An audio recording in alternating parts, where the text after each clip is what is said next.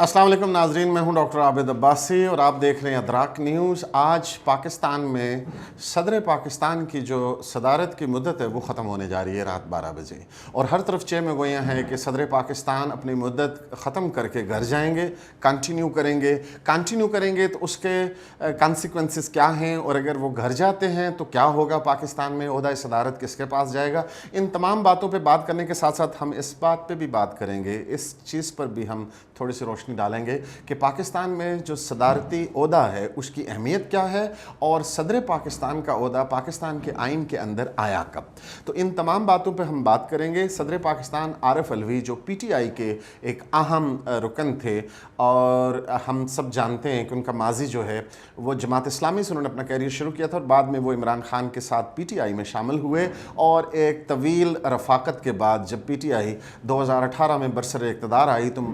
ममनून हुसैन की ओहदा सदारत के ख़ात्मे के ऊपर आरिफ अलवी को पीटीआई ने सदर नामज़द किया, और वो आज तक पाकिस्तान के सदर हैं। आज रात 12 बजे उनके ओहदे की मुद्दत ख़त्म हो रही है। सदर पाकिस्तान अगर अपनी मुद्दत जो सदारत है वो ख़त्म करके रात 12 बजे घर चले जाते हैं और एक्सटेंशन नहीं करते, एक्सटेंशन से मुराद ये कि सदर के ओहदे की एक्सटेंशन नहीं है, सदर के ओहदे की जो मुद्दत है उसमें इजाफ़ा यूँ हो सकता है कि जब तक नया सदर मुंतखब नहीं होता, आईन पाकिस्तान की रूह से सदर पाकिस्तान अपनी जो ज़िम्मेदारियां हैं वो जारी रख सकते हैं। अब वो अपनी ज़िम्मेदारियां कितनी पूरी करते रहे इस पर भी हम बात करेंगे। लेकिन अगर सदर पाकिस्तान घर चले जाते हैं और वो अपनी 5 साल की मुद्दत को ही काफ़ी जानते हैं और अपने ओहदा सदारत को कंटिन्यू नहीं करना चाहते, तो फिर ऑटोमेटिकली जो चेयरमैन सेनेट हैं वो कॉन्स्टिट्यूशन की रूह से, आइन की रूह से सदर पाकिस्तान का ओहदा संभाल लेंगे, और जब तक नया मुंतखब सदर नहीं आता वो ओहदा सदारत पर बराजमान रहेंगे, और इसी तरह कॉन्सिक्वेंटली जो डिप्टी चेयरमैन सेनेट हैं वो सेनेट के चेयरमैन का रोल प्ले करते रहेंगे। अब देखना ये है कि आज पाकिस्तान में चूँकि इलेक्टोरल कॉलेज मौजूद नहीं है, हम जानते हैं ये बात कि सदर पाकिस्तान का जो इलेक्शंस है वो पाकिस्तान की तमाम मुंतखब बॉडियों कि मिलकर उसका इलेक्टोरल कॉलेज बनता है। मिसाल के तौर पर national assembly of Pakistan, senate of Pakistan and 4 provincial assemblies जो हैं, 4 सूबाई असम्बलियाँ, ये मिलकर सदर पाकिस्तान का इलेक्टोरल कॉलेज बनता है। इलेक्टोरल कॉलेज से मुराद ये है कि जहाँ से सदर पाकिस्तान को वोट मिलता है, मुंतखब होता है सदर। अब ये बात गौर तलब है कि जो वज़ीर आज़म है, जो chief executive of the country है, अकॉर्डिंग टू द कॉन्स्टिट्यूशन जिसके पास तमाम इंतज़ामी इख्तियार होते हैं, वो सिर्फ नेशनल असम्बली की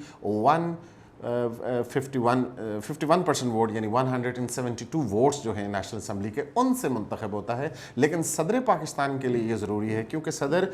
हमारे आइन के मुताबिक constitutional head of the state और supreme commander of the arm forces होता है। वो फेडरेशन की अलामत होता है, ऑफिस ऑफ द प्रेसिडेंट, इसलिए उसका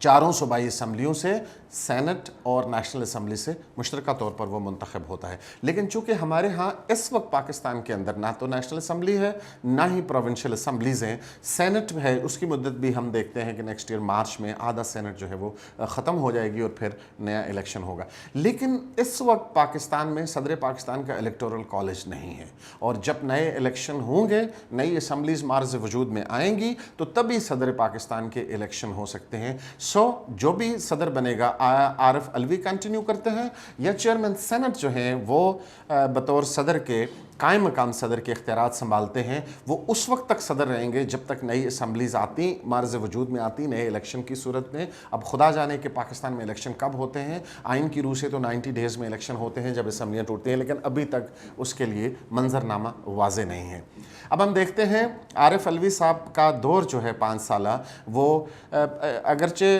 पाकिस्तान के कॉन्स्टिट्यूशन में और बिलखसूस जो आइन की 18वीं तरमीम है उसके पास सदर का ओहदा जो है वो एक सरमोनियल है, वो figurative head of the state होता है, उसके पास इंतज़ामी इख्तियारात नहीं होते। वो जो भी एक्शन लेता है, अहम तरीन एक्शन, मसलन नेप के चेयरमैन की जो तयनाती है, आर्म फोर्सेस के जो सरबराहान हैं उनकी तयनाती है, या असम्बली का इजलास बुलाना या असम्बली का इजलास ख़त्म करना और असम्बली का ख़ात्मा करना, तमाम जो कॉन्स्टिट्यूशनल राइट्स हैं प्रेसिडेंट के पास, वो प्राइम मिनिस्टर की समरी से मशरूत हैं कि प्राइम मिनिस्टर उसको समरी भेजता है तो सदर पाकिस्तान उस पर दस्तखत करता है। ये बात भी हमें जाननी चाहिए کہ صدر پاکستان کی پارلیمنٹ کا ایک اہم حصہ ہوتا ہے. وہ اس طرح سے کہ پارلیمنٹ جو 2 ایوانوں پر مقننہ ہماری مشتمل ہے, لوئر ہاؤس جسے ہم نیشنل اسمبلی کہتے ہیں اور اپر ہاؤس جسے سینٹ کہتے ہیں. نیشنل اسمبلی سے جو بل پاس ہوتا ہے 2/3 اکثریت سے, وہ بل سینٹ میں جاتا ہے اور سینٹ سے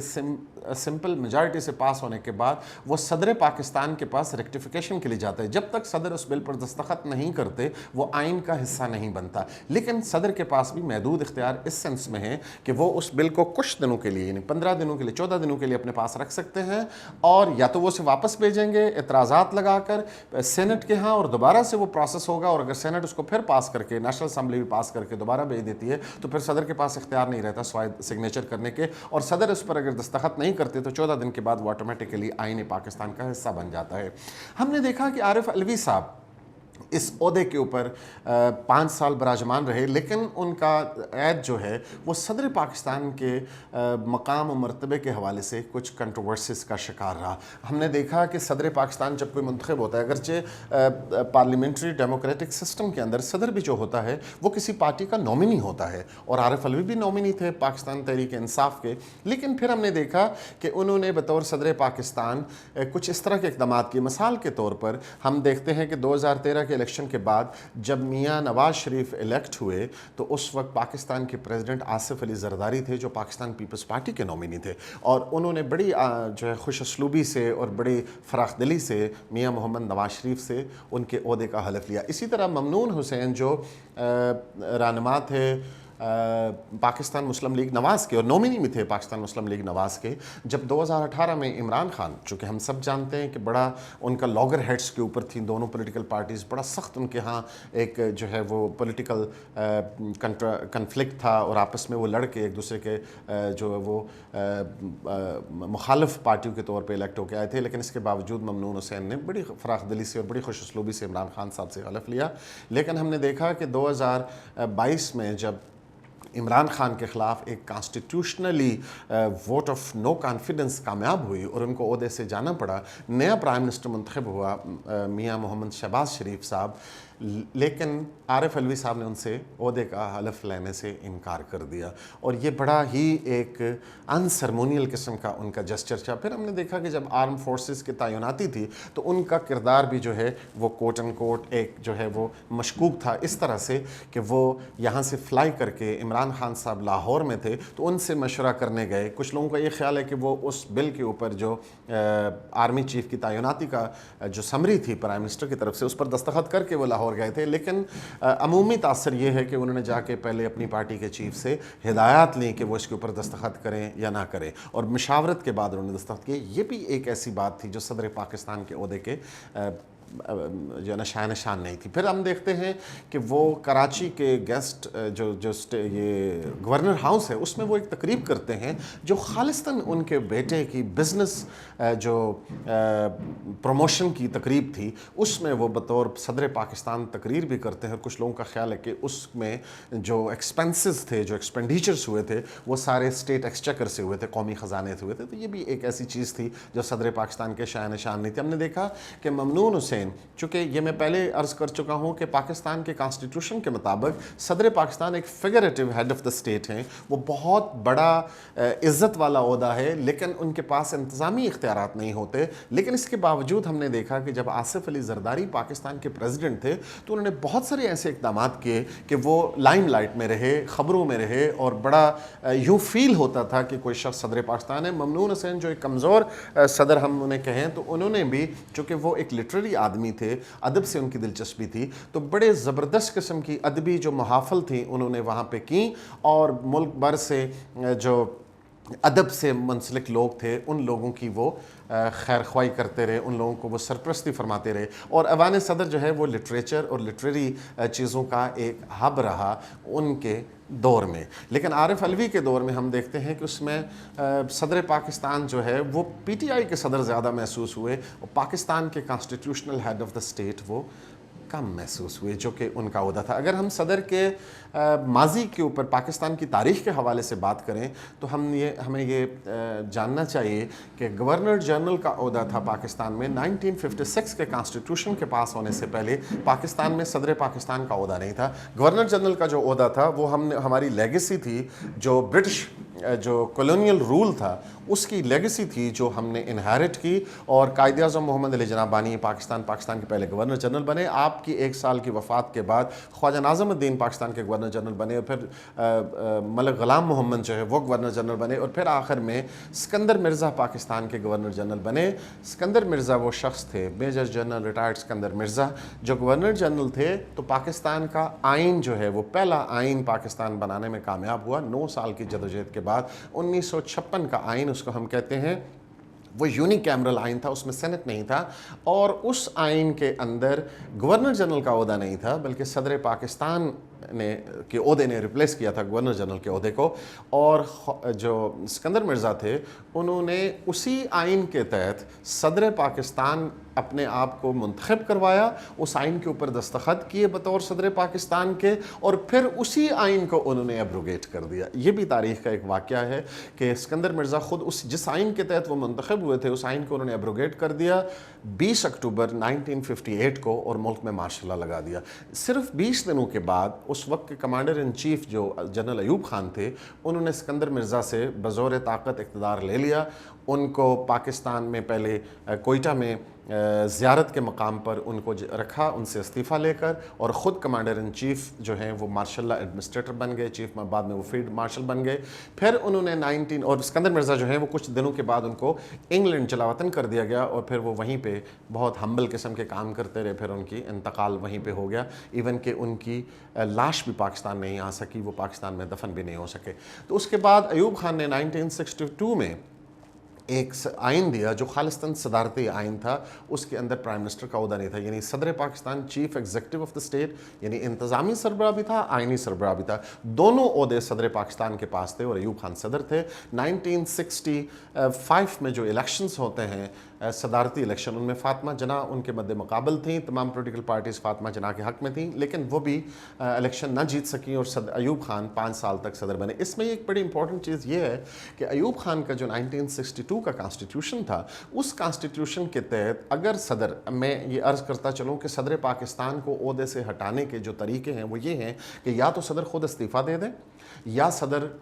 खुदा न खास्ता मर जाएँ, उनकी वफ़ात हो जाए, या सदर पाकिस्तान पागल हो जाए और किसी आला अदालत से और मेडिकल बोर्ड से वो डिक्लेयर हो जाएं, या उनके ख़िलाफ़ इम्पीचमेंट या मुआख़ज़ा हो, यानी जो उनका इलेक्टोरल कॉलेज है वो अक्सरियत से उनके ख़िलाफ़ वोट ऑफ नो कॉन्फिडेंस कर दे, तो वो ओहदे से हटाए जा सकते हैं। अब इन तमाम सूरतों में सदर पाकिस्तान के हटने की सूरत में 1962, अभी हमारा जो कॉन्स्टिट्यूशन है 1973, उसमें अगर सदर किसी भी तरह से अपने ओहदे से हट जाता है तो आइन के मुताबिक चेयरमैन सेनेट पाकिस्तान का कायम मकाम सदर बन जाता है नए सदर के इंतखाब तक। लेकिन 1962 का जो कॉन्स्टिट्यूशन था, अयूब खान का जो आइन था, उसके मुताबिक चूँकि वहाँ सेनेट का इदारा नहीं था, तो स्पीकर नेशनल असम्बली को इख्तियार ऑटोमेटिकली जो है वो हैंड ओवर हो जाते थे, और नए सदर के इंतखाब तक स्पीकर नेशनल असम्बली आइनी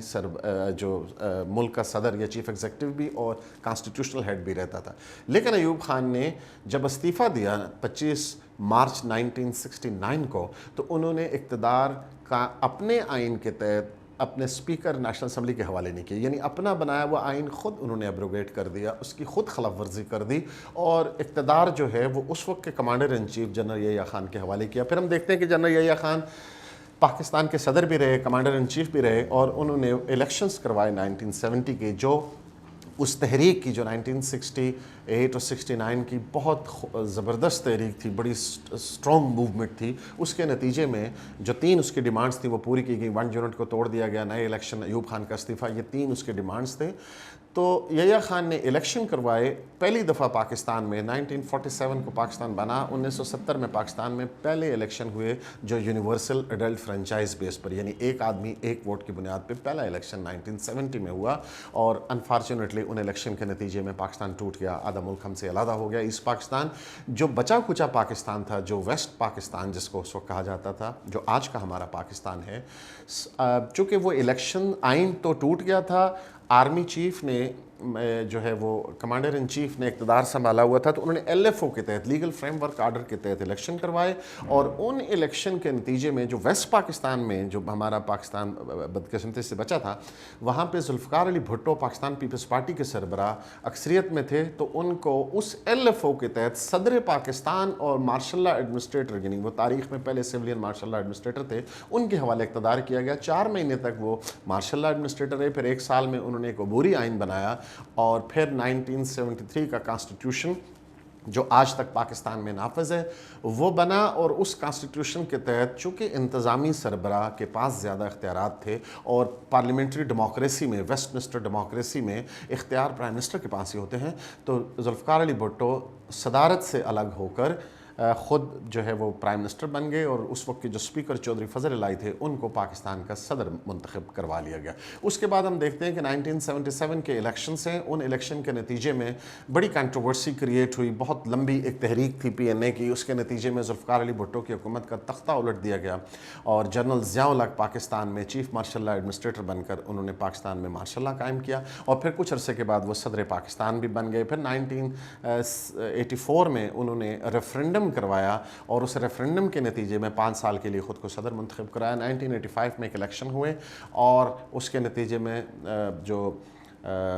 मोहम्मद खान जनेजो जो असम्बली में सिंध से एक मुंतखब मेंबर थे, वो नॉन पार्टीज़ बेस्ड इलेक्शन थे, उसमें वो पाकिस्तान के प्राइम मिनिस्टर बने। 1988 को बावलपुर हादसे में ज़िया-उल हक़ का इंतकाल हो गया, और उसमें सेनेट के चेयरमैन ग़ुलाम इसहाक़ खान ने केयर टेकर या कायम मकाम सदर का ओहदा संभाला। और फिर 88 में जब बेनज़ीर भुट्टो पाकिस्तान की प्राइम मिनिस्टर बनी, तो ग़ुलाम इसहाक़ खान को ही बतौर सदर पाकिस्तान उन्होंने इलेक्ट करवाया। लेकिन 18 महीने के बाद सदर पाकिस्तान ग़ुलाम इसहाक़ खान, जिनको ख़ुद बेनज़ीर भुट्टो ने इलेक्ट करवाया था, उन्होंने उनकी असम्बली तोड़ दी। फिर मियाँ मोहम्मद नवाज शरीफ 90 में पाकिस्तान के वज़ीर-ए-आज़म बने, और ग़ुलाम इसहाक़ खान ने सदर पाकिस्तान के तौर पे कंटिन्यू किया, लेकिन 93 में उन्होंने नवाज शरीफ की असम्बली भी तोड़ दी। फिर मोहतरमा बेनज़ीर भुट्टो पावर में आई 93 के इलेक्शन में, तो उन्होंने इस दफ़ा सदर पाकिस्तान, चूँकि उनके पास इतनी अक्सरियत नहीं थी कि वो सदर के इख्तियारात को कम कर सकती, तो उन्होंने अपनी पार्टी के एक बहुत कॉन्फिडेंट, जो अपने उनके एक साथी थे, उनकी पार्टी के एक बड़े जाले थे, फ़ारूक अहमद, सरदार फ़ारूक अहमद ख़ान लगारी, चोटी ज़ेरी के नवाब, उनको पाकिस्तान का सदर मुंतखब किया। लेकिन वो भी बेनज़ीर भुट्टो के सारे अंदाज़े गलत साबित हुए, और 1996 में उसी जाले सदर ने बेनज़ीर भुट्टो की हुकूमत उसी आइन की क्लास 58(2)B के तहत, जिसके तहत जनरल ज़िया-उल हक़ ने जनेजो की हुकूमत ख़त्म की थी, ग़ुलाम इसहाक़ खान ने बेनज़ीर की हुकूमत, नवाज शरीफ की हुकूमत ख़त्म की थी, उसी क्लास के तहत फ़ारूक अहमद ख़ान लगारी ने बेनज़ीर भुट्टो की हुकूमत ख़त्म कर दी। और फिर इलेक्शन हुए 97 में, और नवाज शरीफ पाकिस्तान के प्राइम मिनिस्टर बने। उन्होंने रफ़ीक अहमद ताड़ड़, जो एक रिटायर्ड जज थे और PMLN के बड़े स्टालवार्ड थे, उनको उन्होंने सदर मुंतखब करवाया। 2 साल के बाद जब जनरल मुशर्रफ ने पाकिस्तान में मार्शल लॉ लगा दिया, तो कुछ अरसे तक रफ़ीक ताड़ड़ पाकिस्तान के सदर रहे। फिर रफ़ीक ताड़ड़ जो है, उनकी मुद्दत जो सदारत है वो ख़त्म होने के बाद जनरल मुशर्रफ जो थे, उन्होंने सदर पाकिस्तान और चीफ़ एग्जीक्यूटिव दोनों ओहदे संभाल लिए, और फिर वो 2007 तक पाकिस्तान के सदर रहे। और 2007 में उनकी एक इम्पीचमेंट का माहौल क्रिएट किया गया उनके ख़िलाफ़, तो वो रिज़ाइन करके वो ओहदे से चले गए। 2008 में पाकिस्तान पीपल्स पार्टी बरसर इक़्तिदार आई, तो उन्होंने आसिफ अली ज़रदारी को दोबारा पाकिस्तान का सदर बनाया, पहली दफ़ा मुशर्रफ के बाद। वो 2013 तक पाकिस्तान के सदर रहे। 2013 से 2018 तक ममनून हुसैन पाकिस्तान के सदर रहे, जो कराची से जिनका ताल्लुक़ था। और 2018 से आज के दिन तक जनाब आरिफ अलवी पाकिस्तान के सदर थे। अब देखना यह है कि तारीख़ आरिफ अलवी को किस तरह से याद करेगी, कॉन्स्टिट्यूशन का साथी या कॉन्स्टिट्यूशन का मुखालिफ, ये हम तारीख़ पे छोड़ते हैं। अपना और अपने इर्द गिर्द के लोगों का ख्याल रखिए, हमारा इंतज़ार कीजिए, अगले प्रोग्राम में आपसे फिर मिलेंगे। बहुत शुक्रिया।